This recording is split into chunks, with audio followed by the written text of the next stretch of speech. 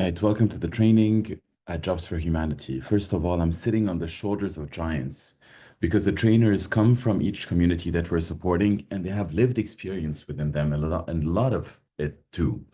You've got Khalil Osiris, who spent more than 20 years incarcerated in Ohio, but since has been building programs for people who are incarcerated to turn their lives around and for employers to be able to hire them. Eugene van den Hemel in Amsterdam placed more than 800 to 900 refugees in jobs. Mark is blind himself and has placed blind individuals at more than 20 corporations in California. Sam Sipa is also in California, and he looks after Google's accessibility for the deaf, making sure that their products are accessible. He is deaf himself. Joe Ioannidis slash McCaddy is a single mom, but has also been a recruitment leader and culture leader for over 20 years. And Izzy Claire Hoot is an influencer within the trans community in Belgium, has been a recruiter for over 10, 12 years. And then you've got Dr. Dave Caudell, who is the Associate Director for the Frisch Center for Autism and Innovation at Vanderbilt University, and Stacey Romero, who works at large corporations and has built compliance and diversity programs and helped us peer review the coursework on the neurodivergent and the blind and low vision. When you talk about diversity, many people think that it is a minority, but in reality, we're coming close to the majority of the population when you think of how many people come from each of these communities. At the very minimum, people on wheelchairs, that's more than 75 million people worldwide. 70% are unemployed. And you can see if you add them, of course, there's intersectionality, but at least 2 to 3 billion people come from these communities with the unemployment rate well over 6 times the global average. So that's a huge talent population. So let's talk about each very quickly and then about the program. You've got 300 million people who are blind or have low vision worldwide. 70% of them are unemployed. They can do just about anything from entrepreneurship to being governors of states to lawyers. And in the case of Haben Girma, is both a lawyer that is both blind and deaf, to being card magicians, to chefs, to singers and songwriters, so on and so forth. Now you've got blindness, that means I can't see anything. Low vision, that means I have extremely limited sight. It's very unusable. So I need an extra tool to be able to help me overcome it. Usually it's much better to say blind or low vision than to say visually impaired because the word impaired is heavy. Blind and low vision, a blind person knows that they're blind. And so it doesn't imply anything outside of I'm blind. Causes almost all natural. Now, assistive technologies, you've got JAWS and NVDA, which are screen readers. So this is where you can hear what is being said in lieu of you seeing it, and then screen magnifiers where you can see the font at like 90 or 100 or 120. Most sites are starting to become accessible. So on your app, on your computer, you can definitely have text-to-speech running. And you can also magnify on the browser, but you've got tools like JAWS NVDA, ZoomText, Fusion Supernova. Refreshable Braille displays are a bit older, they're less used, but these are the main tools. But it's important to know here that if you don't use that tool, but these tools are there to overcome for the low vision or the complete lack of sight. Top challenges they face are getting it through a physical environment, seeing digital interfaces, and finding a job. Top challenges employers face are how do they use the tools that we normally use? So here's an example where you're going to see one of the text-to-speeches on how Microsoft Outlook is used. And then we've got an example for Excel for browsing the internet as well.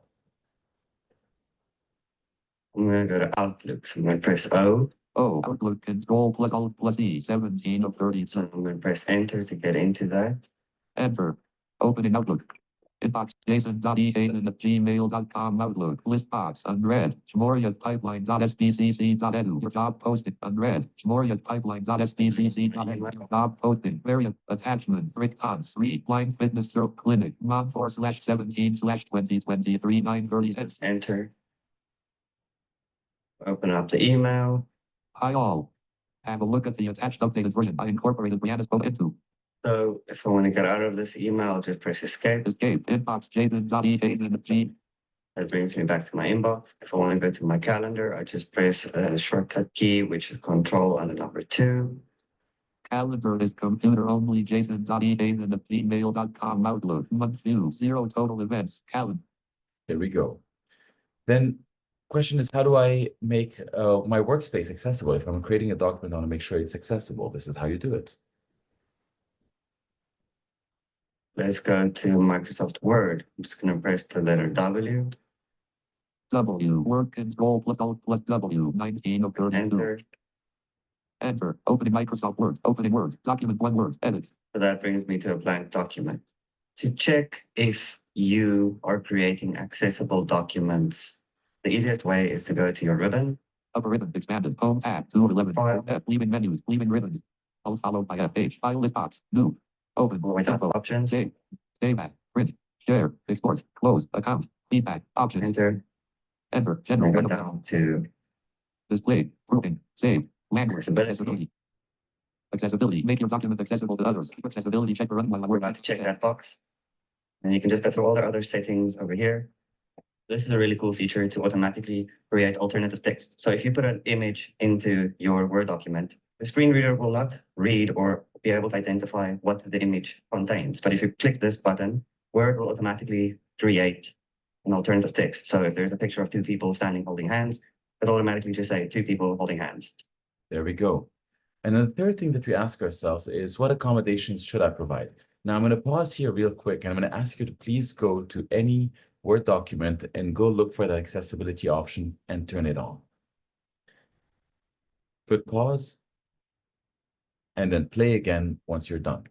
Now, in terms of accommodations, most employers don't know what accommodations to provide. We're going to get through that in a bit. They're a lot cheaper and easier than anyone might realize. Then we got to realize what are the skills and the virtues that a blind person is more likely to possess than others. Take a look at how adaptability is played in real time for a blind person.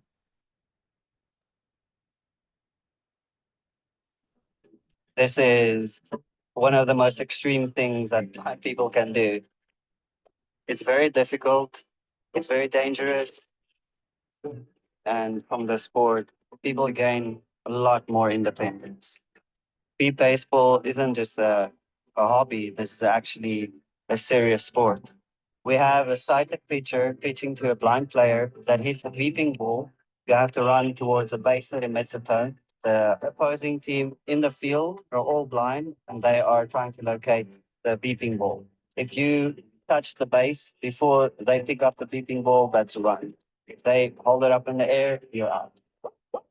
It's not normal for a blind person to be running around and diving at balls, but blind people are capable of more than walking around with a dog. My name is Jason Estrazen, and I'm a blind baseball player for the San Gabriel Valley Panthers. I don't have a nickname yet. I'm just Jason. Here we go. So skills that you're likely to find among blind people: exceptional hearing, improved memory. You can see from the text-to-speech on how much hearing you have to do and how much it's important to memorize. And then when you realize that the person is able to read at such speed with that much patience, and you have a job, let's say, in research or where reading is important, or whatever the case may be, you'll realize that they have a much better attention span and can go through a lot more data a lot faster. If you have a customer support job and then you have a person who's always used to having to wait and hear to live through life, let's say they're waiting at a bus stop, patience comes with it. And this is where you can have superstars, and that becomes an unfair advantage to hire someone who's blind or has low vision. 300 million people worldwide have that. You've got incredible focus, you've got incredible patience and kindness because you have to in order to go through life. Next, we're going to talk about the deaf and the hard of hearing. That's 430 million people worldwide. 70 million of them are deaf, 40% to 50% are unemployed. They can do almost any job, from Thomas Edison, who's an inventor, became deaf later in his life, to authors, composers, lawyers, Academy Award winners. And so it's also, again, better to say deaf or hard of hearing than hearing impaired. Most causes are present at birth, also due to old age, And a lot of it is actually due to us, noise induced. So kids out there, take it easy on the nightclubs. Assistive technologies, you've got hearing aids where allow you to hear better, just like the magnifiers will allow you to see better. Sign language is a natural language that can be used for everyday communication through hand gestures. Lip reading, captioning, subtitles, and interpretive services by professionals who do the translation of sign language to spoken language.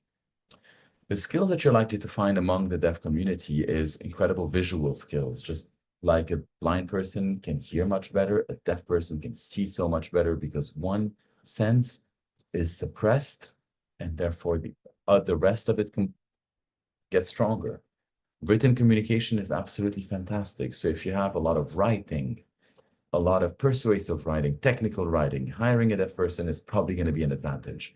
Visual skills, if you've got some design jobs, that's important. And you're going to find patience, empathy, and resilience being there as well for the deaf community just because they have to, just like it is with the blind community.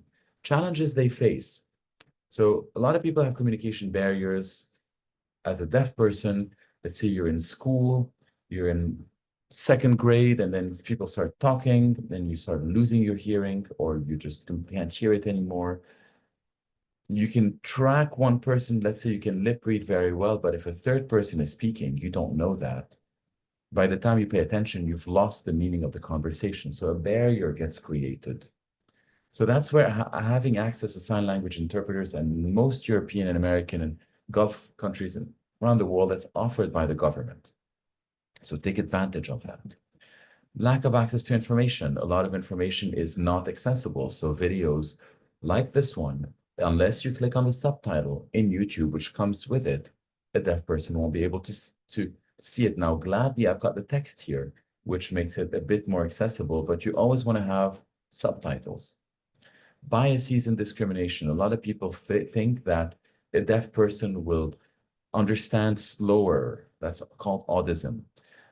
It's important to take a training or at least hear that, like you're doing right now.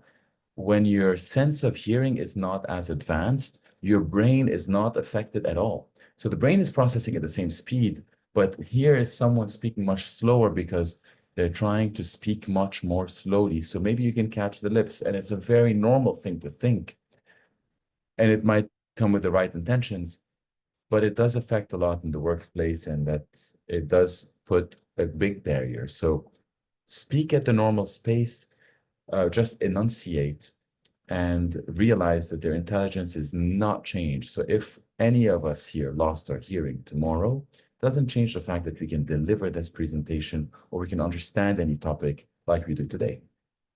We've got the neurodivergent. That's more than 1 billion people worldwide, 20% unemployed, 75% underemployed.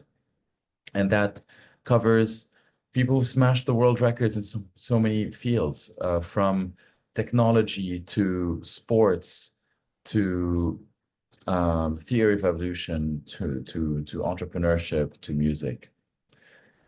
Neurodiversity is a term that is fairly new, coined in the 1990s.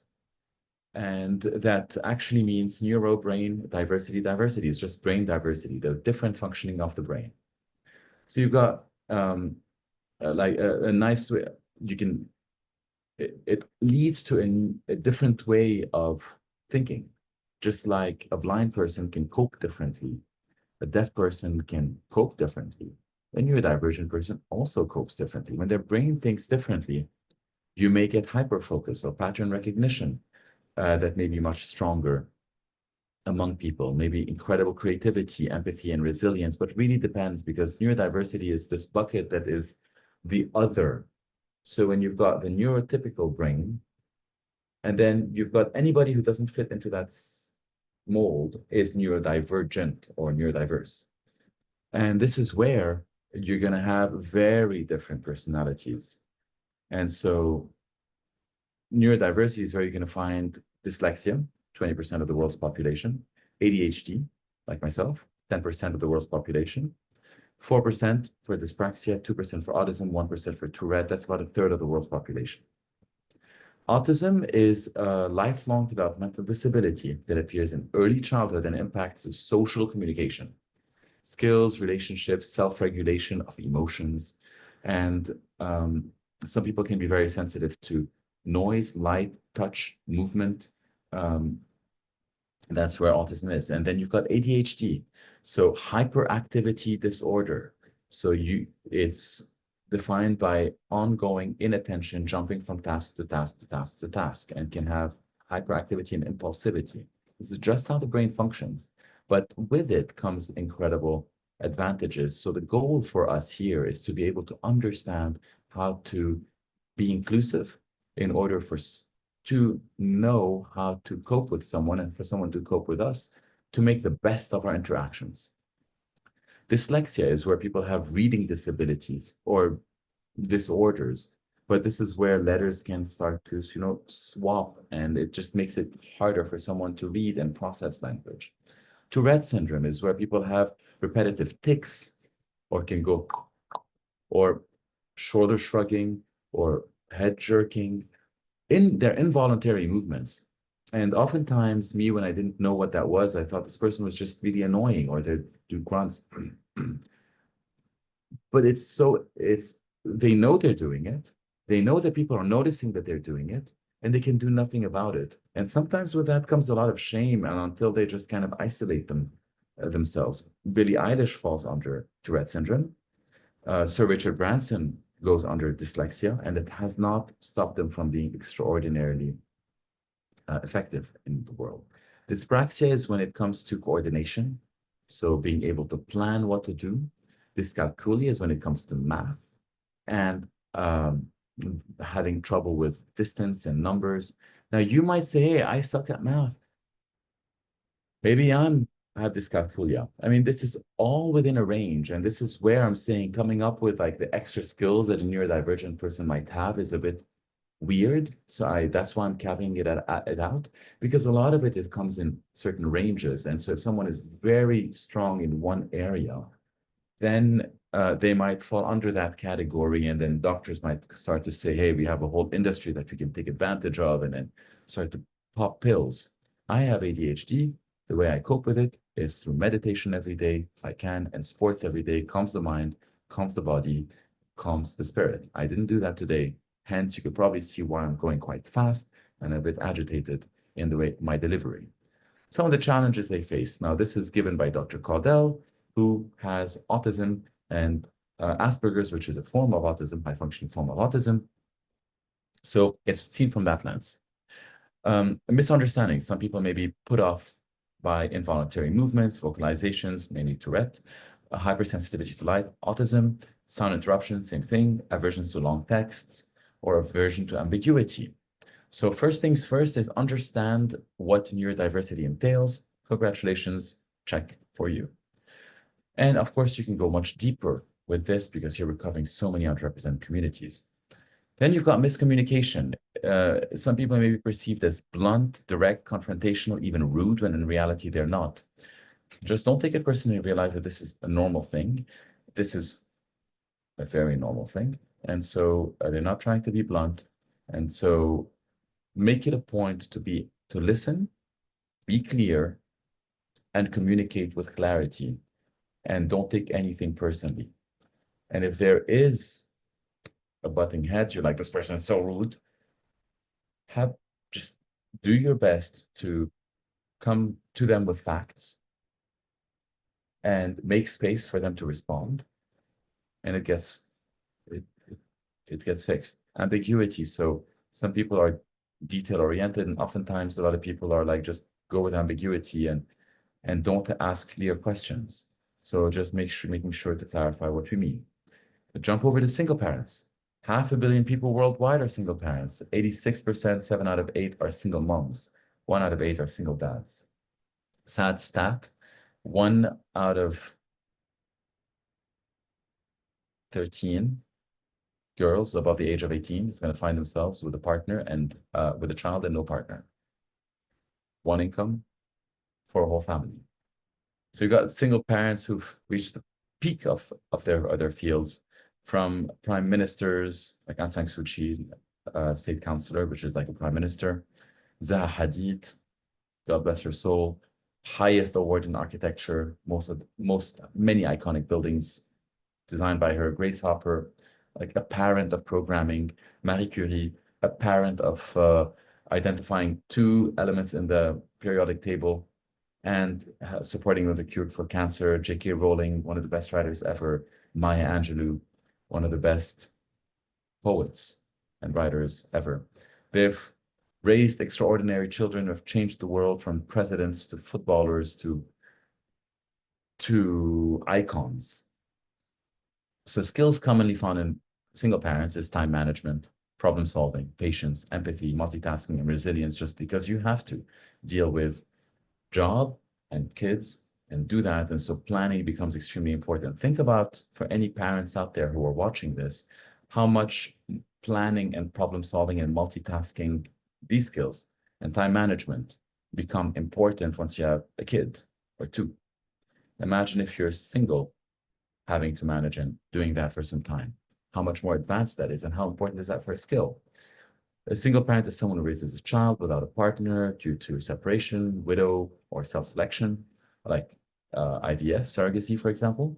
Unemployment is twice the average. For single moms, it's about 3 times, and this is just US stats in this case. Everywhere else we've given so far is global, unless we can't find it.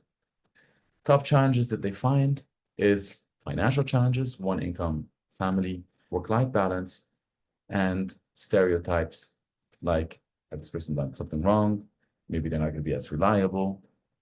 Just the training helps break these down.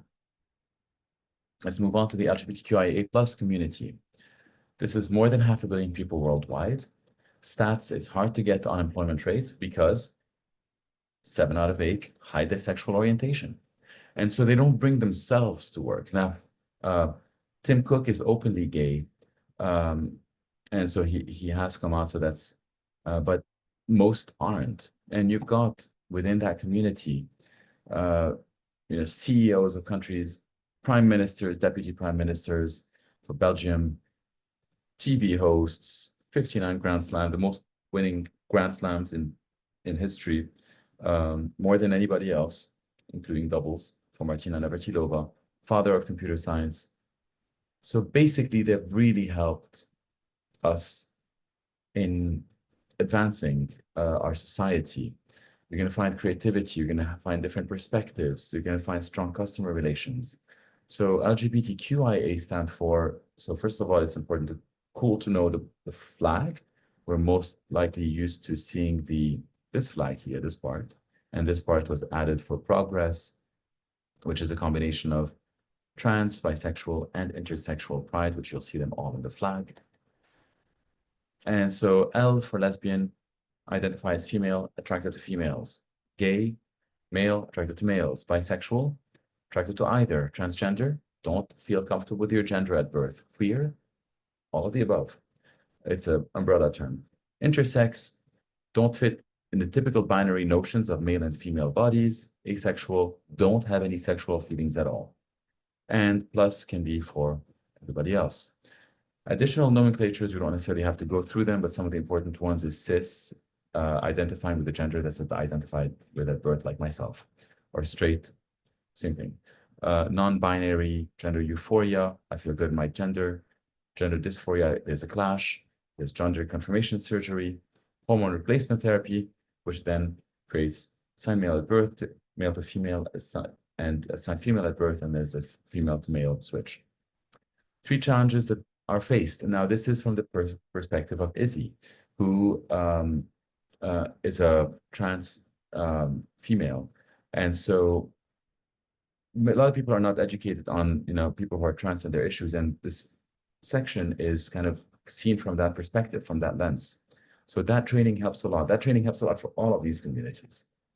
Work-life balance is only fit for straight people, for the most part, because employees are assumed to be straight. I said I was straight, kind of cool. Okay, maybe that's assumed. In many cases, that assumption makes it such that the other falls into that minority category. And we can see that again within neurodivergent. you have the near majority, and then everybody else falls into the minority. And like one of my favorite inclusion professors, who's also a monk, Dr. Stephen Jones, says, the majority takes, like, the majority will like take everything as being normal, and that becomes normal in society, and everything else has to be taught. And then people who are in the minority have to learn. And it goes for everything, including left-handed, right-handed. Things are built for the right-handed people, not the left-handed. So it does take a certain amount of training and to be able to be more inclusive. For example, instead of saying I'm going to bring my wife to the event or my fiance, saying your partner is okay, then a person can feel safe in case their partner is from the same gender or from the same sex. Trans people are often misgendered, and therefore they lie, and then therefore their work life is a lie vis-a-vis everybody else. So it could be very helpful to say, hey, I'm Roy, my pronouns are he, him, or you. This open space for people to do that, or in your HRMS system, just add a field for pronouns. Then you've got 150 million people who are, I'm going to let you guess. Among that community is Nelson Mandela, President of South Africa, former president, Martha Stewart, media mogul, Robert Downey Jr., Academy Award winner, and Snoop Dogg, world-renowned rapper. 1, 2, 3, go. Everybody among them, and 150 million people were formerly incarcerated. They were in prison, and therefore they have a criminal history, and therefore it's hard for them to get an ID, to get a job, to get a house. Among returning citizens, you've got 77 million in the US. At the very least, 150 million. Our numbers that we put there is probably much higher, because it is known that 77 million people in the US have criminal records, and that the US, though have 5% of the world's population, have 25% of its incarcerated individuals. Rest of the world don't really publish a lot of data. So this is the other place where data is mostly on the US front, because the rest of the world just doesn't publish it. 65% of people are unemployed. Imagine what that does for someone who has a criminal history. 2/3 are unemployed. That creates a horrible vicious cycle. Being able to be inclusive is game-changing, generation-changing. Here's an example of Shelley Winner, who, I'm going to go quickly on this video, realized that she's a personal friend, big speaker, now a TED speaker, realized that she was pregnant when she was in prison, and then turned her life around. Fast forward 3 years, she's out of prison, or 2+ years, but she's out of prison, and she's at an interview, and it's with Microsoft. Oh.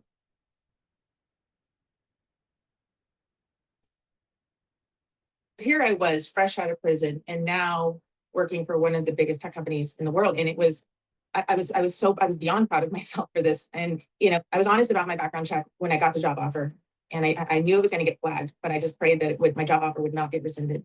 And when it did, it was that moment where I just felt, am I going to have to pay for my past for the rest of my life? Am I going to have to wear these invisible handcuffs? The problem is that stigmas. People who go to prison are bad people, I guess you could say, that we're unskilled. We are more likely to cause violence in the workplace. We are more likely to steal something. And so instead of tucking my tail in between my legs and giving up, I decided that I was going to stand up and fight. So I learned about this company, or this ordinance in San Francisco called the Fair Chance Ordinance, and I was able to leverage them to challenge Microsoft and say, hey, I am not my past. Here's everything that I have done right to turn my life around, and here's why you should hire me. Don't be afraid to fight. Sometimes it takes that one person to stand up and say something. And I'm so glad that I did, because now I've been with the company for almost 5 years. I've had 3 promotions since I started working for them, and it's been a great experience. Shelley has become the #1 salesperson for Microsoft tablets worldwide. Contracts can be in the millions of dollars per signature. Uncommon skills found among returning citizens. You can think about just that very short video by Shelley. Incredible resilience, strong motivation to succeed, given a chance, will not let it go. Hard skills, because oftentimes people in prison take hard skills while they're in prison. So it's not a full gap. Discipline and time management. You don't have cell phones in prison. So if you're going to say you're going to meet at 2, you're going to meet at 2, which is quite important in today's world. Returning citizen is a term for someone who's incarcerated. You can also use the term justice impacted. which is a much more humane way than to say ex-con, ex-felon, so that you just don't label the one mistake that screwed the person's life for a certain period of time. They've paid their dues. The justice system has said, okay, time to move on.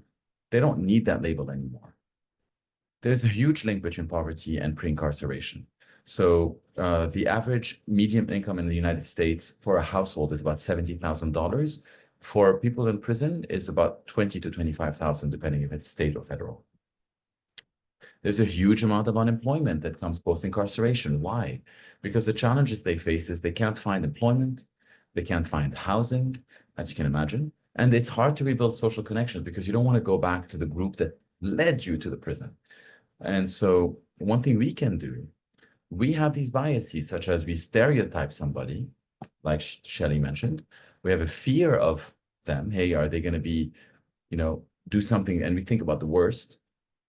And then judgment. And therefore, hey, can't get the job, don't want to have the project, don't join me for dinner, don't sit next to me. And it's those things that cause us to block. And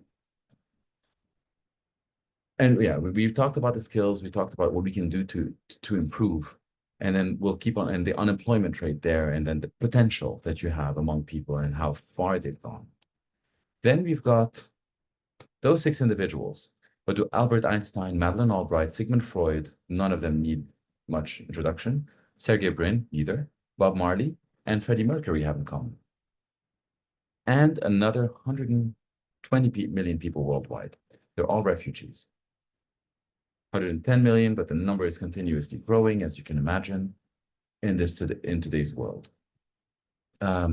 So more than half are unemployed, including Einstein. Here's the experience for a person who is a refugee.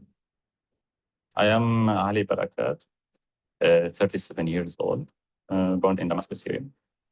I used to live in Damascus City. I was a graphic designer. I was living there normal life. The war started in Syria. I just opened the door of my house and just get out, going to my work. But after that, I've been bombed by a rocket. I've been injured in my head, and I went to the hospital. After that, all my life just started just to fall down. I left Syria. My journey, it wasn't easy, it was difficult. We've been in the sea. The boat we had at that moment just was broken, and we've been drowned in the sea. We almost lost the hope. Suddenly, I just found it so bright and strong and light. It was the Coast Guards. Many times I was so close to be dead. I wished I've never been rescued. Because yeah, it wasn't easy to be here. It's the southwest of Netherlands alone. I started to look for work, but unfortunately, it was so difficult. I've been hopeless. We can say almost I gave up. My friend invited me to an event. It's called the Hiring Success Conference. It was really brilliant because I started just to receive some calls, and I found a job. Started working with Van Lansdorp company. Right now, I'm living in Utrecht. Since that moment, I think my life has just changed. I found my angel, and I can say for the other also, find yours. There we go. A refugee is someone who's forced to leave their home because of war, persecution, and they apply for protection while they're abroad. An asylum seeker is someone who's applied to be a refugee, but a case manager still has to review their case. The person may have been a doctor, teacher, developer, whatever the case may be. Nobody ever grows up with a label, I want to be a refugee. So they want to get rid of that label as soon as they can. But what you're likely to see among them is for sure multilingual, because they come from one country, they're moved to another, multicultural, an entrepreneurial spirit on how they were able to figure life out like that when everything was just taken from them for no fault of their own. And a real strong dedication and focus, and because you have to restart everything from zero, so you wake up and you really do your best. Look at all these soft skills and how important they are, and how many people there are in the world, and how important it is to really appreciate diversity, equity, and inclusion. Challenges they face is stigma, adapting to a new culture, no professional network. So let me see if I've got the details. Yeah, so stigma is you look at a person, they're speaking to you a bit slower in an accent. You might not think that they're as fast. Well, in their mind, they're live translating everything they're saying into your language. And so some people will have, there's to be a barrier there. Maybe if you hadn't seen the artwork that Ali was producing while he was sharing his story, you might not realize like how just incredibly talented he is. Then you've got adapting to a new culture. Coming in, like when we travel to another country, we learn their new culture, we immerse ourselves. But at home, sometimes it's a bit harder if you see someone looking different. This is where curiosity matters and helps. Having no professional network, so opening up our networks is really important. Certifications, a dentist here may not have their same, certification as dentist in Syria. So do skills-based learning, give them a test, see how well they do. Gap in employment, understanding the gap. Compliance restrictions, checking with an immigration lawyer. And these are countries where we've done some research to see that they have, ratified agreements to hire refugees. So refugees are allowed to work in all of these countries, including all of Europe. Now, how to create an inclusive interview process. Now, this is not just for a recruiter. This is for you. And when I say an interview process, think about it as a meeting with somebody. So this could be somebody that you're going to interview for your job, for a job, to be on your team, or somebody who's on your team who could be neurodivergent, a refugee, blind, justice impacted, single parent, whatever the case may be. So I'm going to go real quick on, first of all, the career page has to have, it's important to let people know that they're welcome. It could be for a message that you send. It's important when you brand yourself to say, we're welcome to all, because a blind person might not know that the site is accessible to them. So you want to make it accessible, having high contrast color, concise language, alt text, and ensure functionality of the keyboard, transcripts for the deaf, and allow to adjust the font and size. So all of you developers, this is helpful for you. Resume screening, if you're going to a resume, it's okay to look at what's inside and not the function of the form, because sometimes people will come in with a resume that's like 3-4 pages long, or someone might be extremely detail oriented. So if you're having trouble with it, throw it in ChatGPT or Gemini or whatever AI tool to get the key part of it, but don't judge fully based on it. And sometimes you might find some spelling mistakes. That's also because text-to-speech may not always catch them. Before the interview or before any message, or if you're interviewing an audience, or if you're sending a marketing message to a group, you might want to have a level of detail that's super helpful, such as a message like this, like we're going to meet on this date, at that time, you're going to meet these people, and this is going to be the content. Here are some additional options for you. This is a description of how you can get into that building and that space. If you need any additional questions, let me know. This is helpful for just about everybody. And this is a message inclusive for everybody in the prior groups.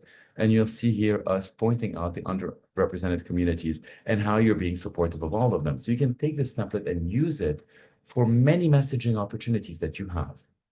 Do's and don'ts. When you're going to interview somebody, when you're going to meet somebody, you're going to want to have, or we're going to negotiate with somebody on the other side because you're a salesperson, have an interview scorecard, have a list of interests, what are your interests, their interests, so that it can be an objective-based conversation.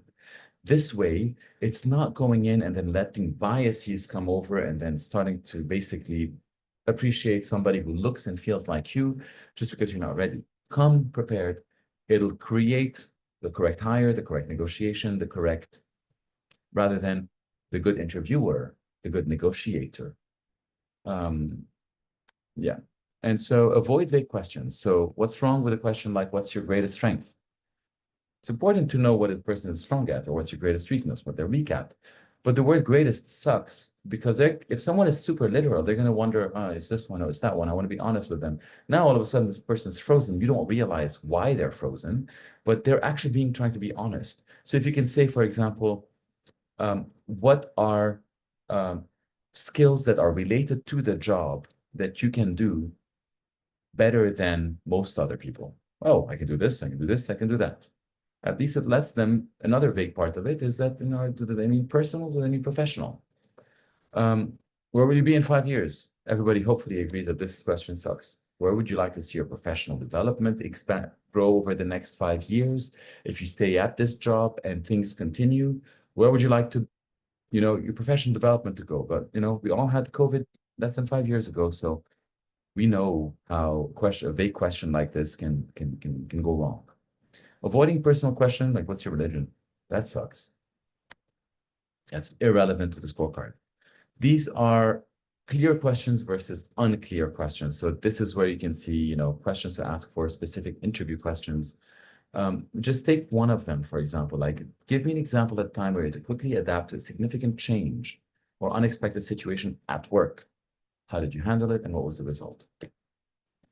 During the interview or during a meeting, prepare your list of interests, their list of interests, the memo, so you're ready for it. Ignore social norms, handshakes, not important, eye contact, not important, in case they're neurodivergent.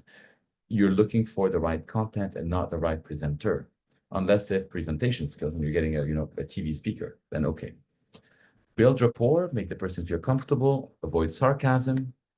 And then if a person is blind or low vision, you're going to meet them, then offer help to navigate, speak clearly, let them know that they know your location. Let's say I'm sitting right in front of you, or I'm sitting to your right. Say things out loud. If you're going to shake hands, I'm going to shake your hand and my hand is right in front of yours. That's fine. Don't disturb pet animals. Be flexible with webcams. Sometimes you might have, a blind person. They might not know that, the camera is like this. How would they know? You can let them know, adjust it, or just be okay with that having the camera. If you have any material, share it up front for people. That's an extra reason to do that, not just for preparation for them, but also to use their tools to access it. Be respectful of it. If for a deaf person, their communication preferences, they want to lip read, stand in front of them and communicate. If they want to use sign language, bring an interpreter, ask them to bring their interpreter. Be patient and understanding. Sometimes they prefer it through typing, and you'd be surprised. A lot of our site has been literally built with 3 meetings over 4 years and a lot of typing. The most common reasonable accommodations. So for wheelchair users, it's going to be ramps and elevators, wider doorways, lower desks and workstations, accessible common areas. Returning citizens. So these are all accommodations, but they're actually so much less than we might realize because there's so many commonalities among them. So for example, returning citizens, you've got background check considerations, upskilling, telework, and mentorship. Well, refugees, which is coming next, language support, skills, remote work, mentorship. So they overlap. The only thing that's different is one gets language support, the other one gets a background check consideration. Single parents, flexible work hours. Hey, that's the other two had it. Childcare facilities, that's new. Allowances to reduce childcare and parental time off, why not? And upfront communication and preparation, which you'll find for the neurodivergent. So the reason I'm saying this is because when we put all of these in isolation, that's a lot. But HR folks out there, here they are in a very elegant recipe, inclusive policies, pronouns and name usage, background check considerations, flexible. So this is just a policy. Partnerships with organizations for language support, skill support, language support, sign language interpreters, childcare facilities. So that's just partnerships. Workplace modifications are not big. They're quite light and they don't cost much. Accessibility tools.